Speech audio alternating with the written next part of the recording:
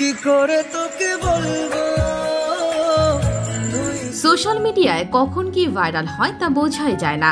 সম্প্রতি টলিউড অভিনেতা দেব ও বলিউড অভিনেত্রী সানি লিওনের একটি পুরনো ভিডিও ভাইরাল হয়েছে। 2021 সালে dance Bangla dance junior season 2 এর ফাইনাল পর্বের মঞ্চে একসঙ্গে নাচতে দেখা গিয়েছিল দুই তারকাকে। আর হঠাৎ করেই সোশ্যাল মিডিয়ায় ছড়িয়ে পড়া সেই 4 বছর আগের ভিডিওটি দেব ভক্তদের নস্টালজিয়া করে তুলেছে।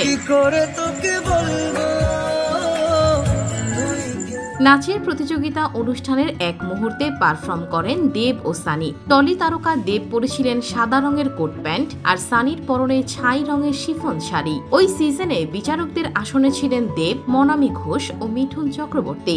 দেবের রংবাজ সিনেমার গান কি করে তোকে বলবো তুই কে আমার গানের সঙ্গে কোমর দোলান সানি। তারকা জুটির প্রথম পারফর্ম দেখে মুগ্ধ বিচারক মানামি ও মিঠুন। এদিকে গত 14 আগস্ট আলোর মুখ দেখেছে সিনেমাটি দেব শুভশ্রী গাঙ্গুলি জুটির বহুল আকাঙ্ক্ষিত সিনেমা ধূমকেতু। 2015 সালে সিনেমার কাজ শেষ হলেও গত 10 বছর ধরে আটকে ছিল। মুক্তির আগে ধূমকেতু অগ্রিম বুকিং এর ঝড় তুলেছিল।